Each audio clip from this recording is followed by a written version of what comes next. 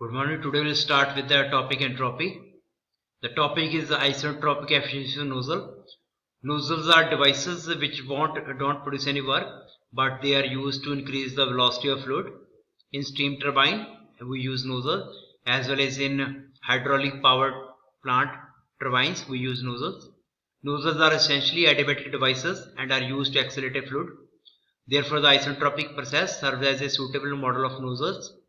The isentropic efficiency of nozzle is defined as the ratio of actual kinetic energy of fluid at nozzle exit to the kinetic energy value at the exit of the isentropic nozzle for the same inlet state and exit pressure, that is actual kinetic energy of nozzle at exit divided by isentropic kinetic energy at nodal exit.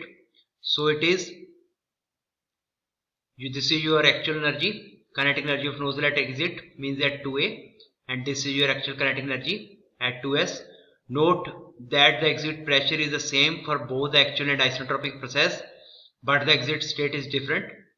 Nozzles involve no work interactions and the fluid experiences little or no change in potential energy as it flows through the device.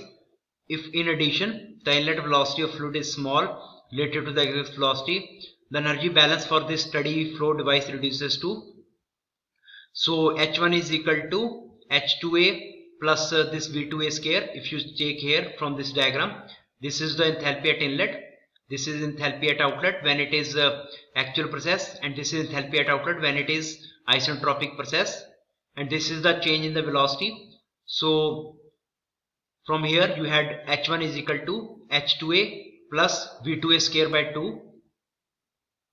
So thus then the isentropic efficiency of nozzle can be expressed in enthalpies as, so efficiency of nozzle can be expressed as H1 minus H2A divided by H1 minus H2A, means actual process divided by isentropic process.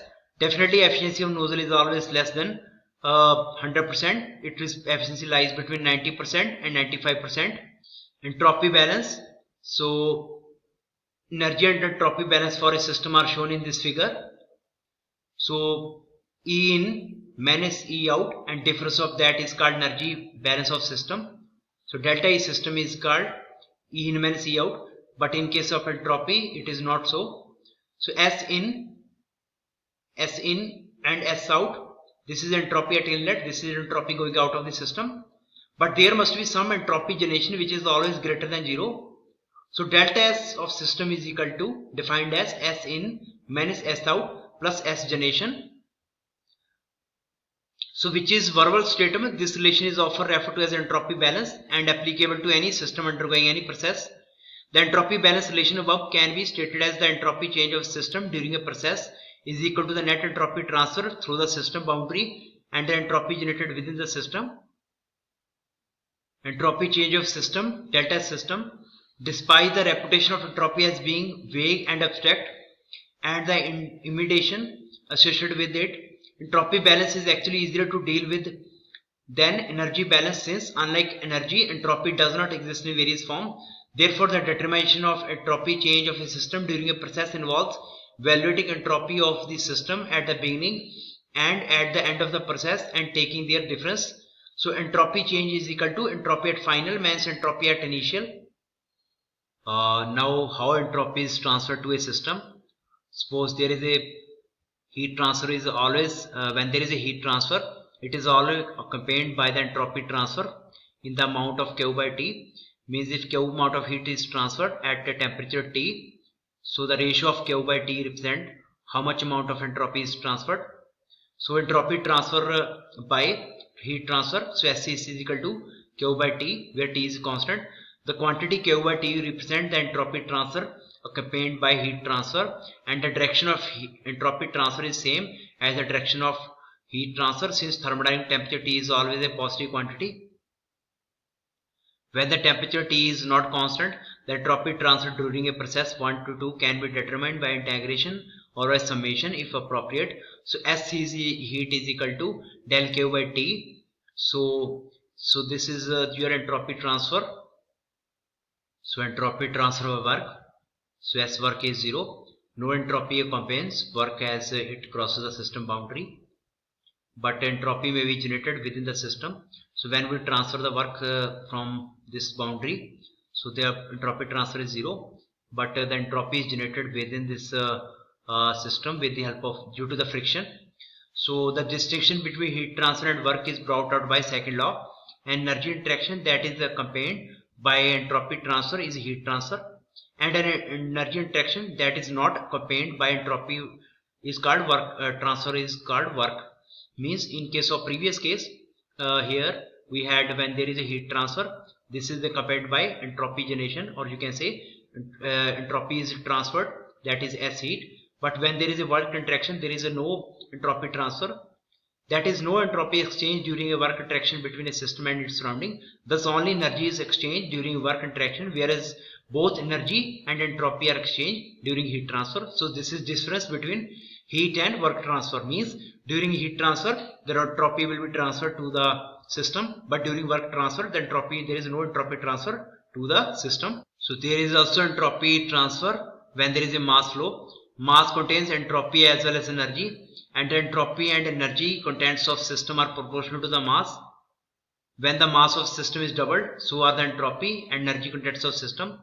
Both entropy and energy are carried into or out of the system by streams of matter, and the rates of entropy and energy transport into or out of the system are proportional to the mass flow rate. So entropy transfer by mass, so S mass is equal to ms, means that entropy transferred by mass is equal to product of mass and entropy per unit mass. So therefore the entropy of system increases by ms when mass in the amount of m enters, and decreases by the same amount when the same amount of mass at the same states leave the system. Of entropy generation, S generation. Irreversibility such as friction, mixing and chemical reaction, heat transfer through a finite temperature difference, unrestrained expansion, non-quasi-equilibrium compression or expansion always cause the entropy of a system to increase, and entropy generation is a measure of entropy created by such effects during a process. For a reversible process, a process that involves no reversibilities, the entropy generation is 0, and thus the entropy change of system is equal to the entropy transfer. Therefore, the entropy balance relation in the reversible case becomes analogous to the energy balance relation, which states that energy change of a system during a process is equal to the energy transfer during that process. However, note that the energy changes of a system equals the energy transfer for any process, but the entropy change of system equals to the entropy transfer only for a reversible process. The entropy transfer by heat Q by T is 0 for adiabatic system, and the entropy transfer by mass M is 0 for systems that involve no mass flow across their boundaries. Entropy balance for any system undergoing any process can be expressed as, so you can see here S in minus S out plus S generation is equal to change in entropy of system, and to find the rate of change with respect to time we use S dot.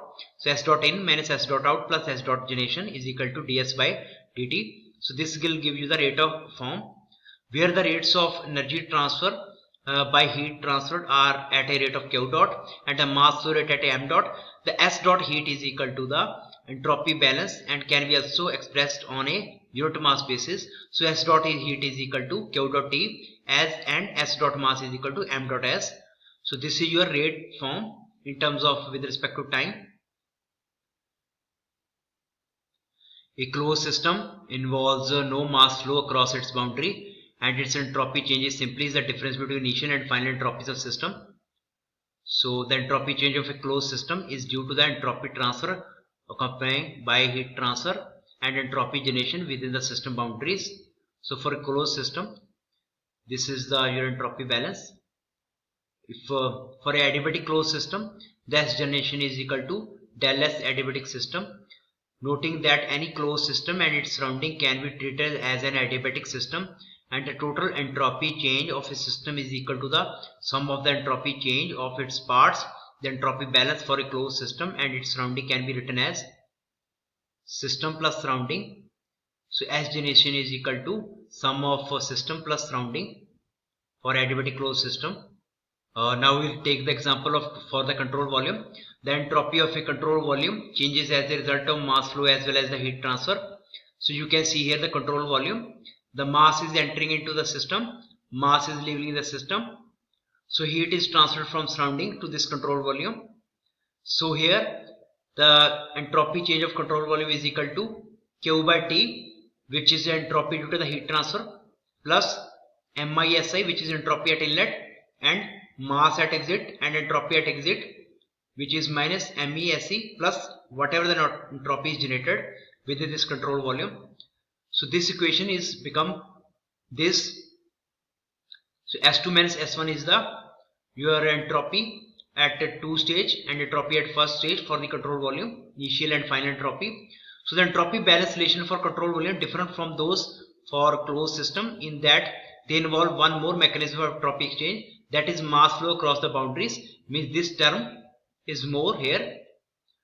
So this entropy balance relation can be stated as the rate of entropy change within the control volume during a process is equal to sum of rate change of entropy transfer through the control volume, means Q by T, heat the net rate of entropy transfer into control volume by mass flow, that is these two terms, and the rate of entropy generation within the boundaries of the control volume as a result of irreversibilities, this third term, is equal to rate of change of entropy of control volume with respect to time.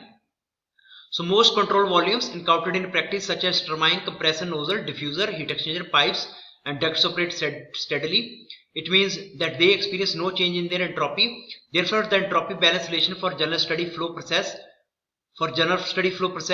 this term become equal to 0. It means this entropy change of the control volume with respect to time is 0. So S generation becomes equal to this term. For single stream, one inlet and one exit steady flow devices, the entropy balance relation simplifies to. So this is the steady flow for a single stream. Steady flow for single stream. So S generation. For a case of adiabatic, the single stream device, the entropy balance relation further simplifies to. So this is the S generation is equal to, if the mass flow rate is at inlet and exit is same, you can take it as common, and this is your steady flow single stream. For steady flow single stream adiabatic, if the process is adiabatic, it means heat transfer across the boundaries is 0. So then entropy generation become is equal to m dot S exit minus S inlet, which indicates that the specific entropy of the fluid must increase as it flows through an adiabatic device, since S generation is greater than 0. If the flow through a device is reversible and adiabatic, then the entropy remains constant. So if the there is a definitely entropy generation when the fluid must increase, which indicates that specific entropy of fluid must increase as it flows through a adiabatic device, since S generation is equal to 0. So definitely this can't be 0. But if the flow is reversible or adiabatic, then this generation must be 0, and then your entropy at inlet and outlet must be same regardless of the change in the other properties. So this is up to here about the concept of entropy. Subscribe this channel, like this video, and thank you for watching this video.